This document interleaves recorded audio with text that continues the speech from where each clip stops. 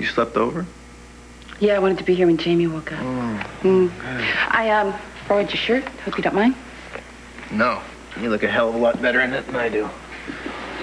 Time to hit the shower. Yes, then I'm going to make pancakes. You get the feeling that our relationship is taking on a definite pattern? Like a crazy quilt. This is really bad. Oh. Maybe there's some prefabricated greeting card that kind of covers the situation. What do you think? It's in the thank you for taking the stinger out of my bump section. I'm serious. You got me home in one piece and you kept me from looking like a deadbeat in front of my son. I owe you. Yes, you do. Next time, put it to music. Next karaoke night, I'm all yours. Oh, get out of here. Get that.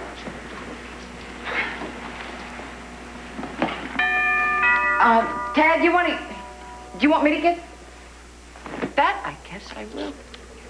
I'll get it.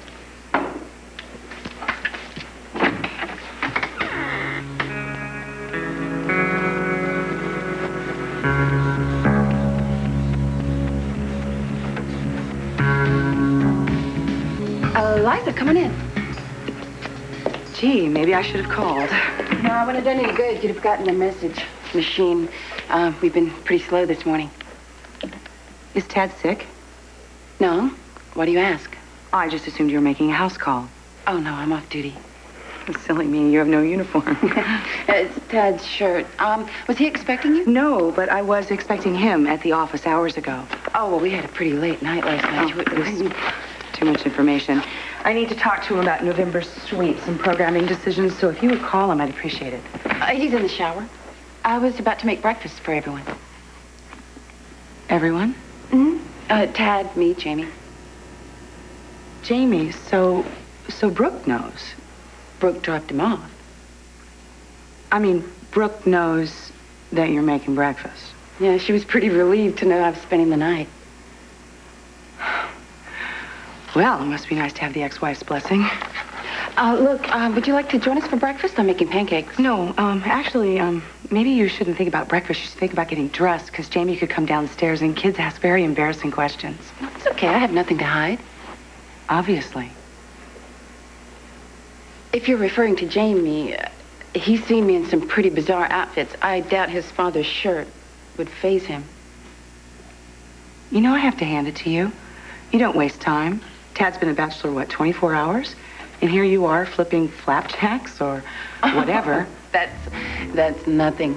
You came between two people who were supposed to love each other forever and ever.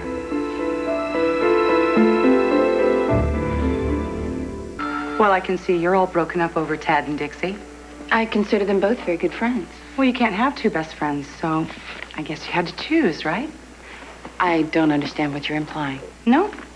I thought you'd been up and down the boulevard a few times. Tad went to St. Justin. He got a quickie divorce. Then you wait a appropriate length of time, 24 hours, before you move in and help the poor man over his loss. Tad'll never be over Dixie. When you used to come here and have dinner and coffee, do you think Dixie was preparing for you to take her place? You don't know me very well. Oh, I think I know you a little bit more than you think. Excuse me, but have I done something to offend you? At the hospital, I was rude, inconsiderate, unfeeling, maybe? No, you were very sensitive. You were very considerate. But that's what you get paid for. Here on your own time, your bedside manner assumes a totally different dimension. Is it me you don't like, or would it be any woman that you think Tad might have an interest in?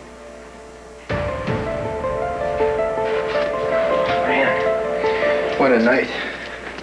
I know I should be trashed, but I feel like I could run the marathon. Hey.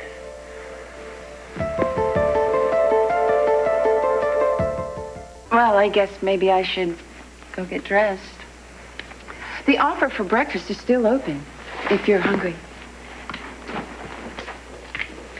Morning. If you say so. What's up? I guess I should be asking you the same question. Do you remember we had a meeting? Yeah, well, we did, but I told you I was going to be working home today, remember? I told you you could fax me anything that needed my attention. Oh, right. I guess that slipped my mind. I'm building a glider with Jamie. We're going to fly it down on the meadow behind the house. Wilbur, Orville, Gloria. Sounds like fun. You want to come? No, thanks. I have a lot of work to do. I have to get back to the office. No, wait a minute. Don't run off just yet. As long as you're here, let's take a look at whatever it is you need. All right, but it's just this, okay? It's that episode we were going to do on Politician's Wife. Adam gave an okay to the budget for us to do a live feed from D.C. Great. I'm sorry. This is a list of topics. If you could just go over it when you get a moment and make your changes. Let's do it now. What? No, I don't have time. I've got to go. Come on, I'll even let you be the senator's wife. No, come on, really. I'll charm you with my good looks and pithy questions. No, this is ridiculous. So, if there's a bill that doesn't make it past the floor, do you make him sleep on it? I'm really happy that you find this as a joke. Sorry, I was just trying to be funny. Yeah, well, it's not funny. Politicians are hysterical. Come on, along with words that end in T and pies in the face. All right, I'm leaving. I have work to do. Liza, just a second, all right? What? What is it? What's wrong? Is Adam giving you a hard time at work? No, if you just tell me, stop it, okay? Don't run interference for me. Just make your changes and fax them to me.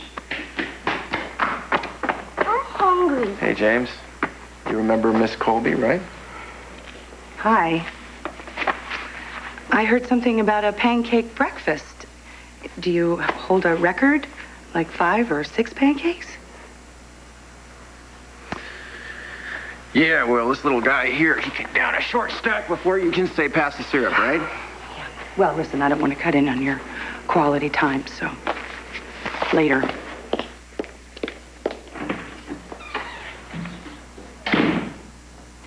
Women. Can't live with them. Can't leave them at the curb. Listen, why don't you go on into the kitchen and see if you can help out by setting up the table, all right? Do I have to? Yeah, you have to. Give me 5. Oh, really good. Very good, James. Hey. Hey, listen, not for nothing, but did Liza seem kind of funny to you?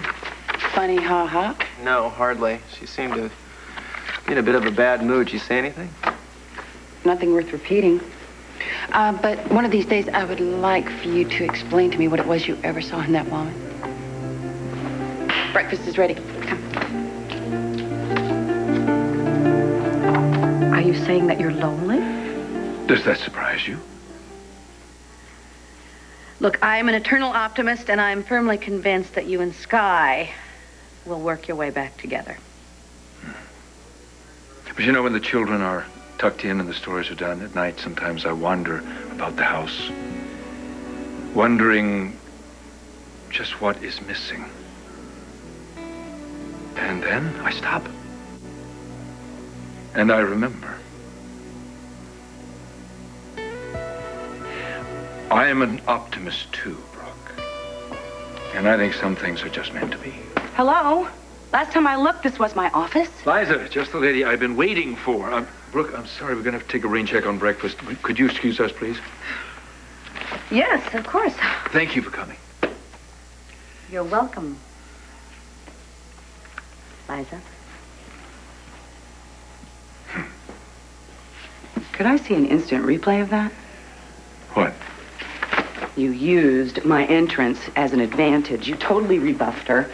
She's probably at the elevator right now, wondering what it was we were talking about. I'm wondering the same thing. Oh, please, don't play dumb with me. Don't play hard to get with Brooke.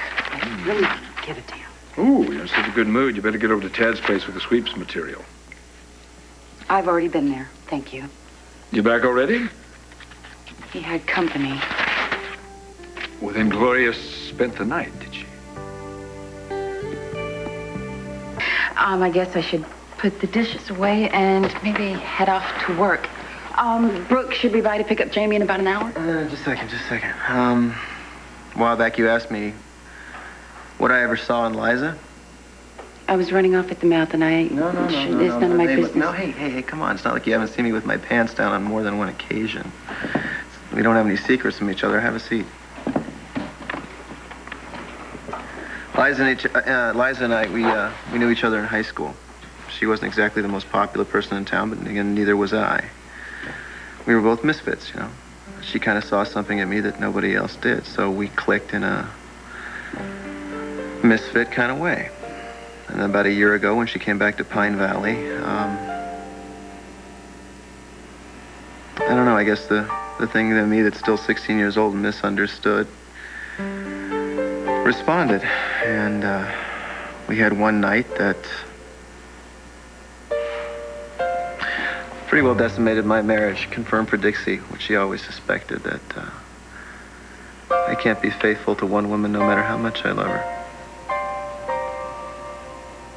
Well, for what it's worth, and after all is said and done, I really think Dixie should have forgiven you. Whatever Tad and Gloria do in private is their own business, not mine. Liar.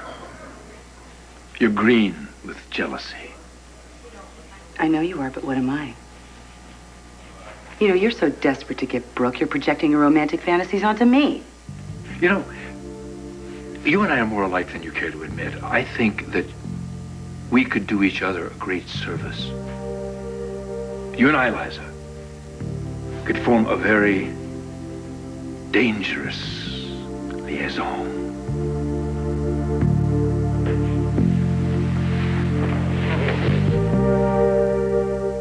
Ted, a minute. Listen, as far as dating in front of the kids, I mean, you know that Pierce and I sort of went underground because we were concerned about Laura, and it tore us apart, and I think maybe What? you and Gloria What? could learn from our experience. Uh-huh. What? I couldn't help noticing she was wearing the same dress as she had on last night, and look, I know technically it's none of my business. No, that's fine. Just but jump I just on the think it bandwagon. came- Bandwagon, why don't you join the club? It's all the same to me. What is with people around here? I mean, just because I'm fresh off the plane with a quickie divorce, everybody thinks the first thing I'm going to do is jump in the sack with whatever girl crosses my path. Never mind the fact that she's my ex-wife's best friend. Form a dangerous liaison, meaning you scratch my back and I scratch yours? We have in common trading advantages. So these advantages are what other people would call character flaws. Jealousy is one of the 7 deadly sins. I am not jealous. Oh, Liza, don't deny it to me, not to a fellow sufferer. Every time I saw Brooke and Pierce together, I became crippled with anger, poisoned with envy. I recognize the syndrome. Oh, in yourself, yes, but me, no. Tad is not a part of my life. I mean, get over it. I'm not jealous.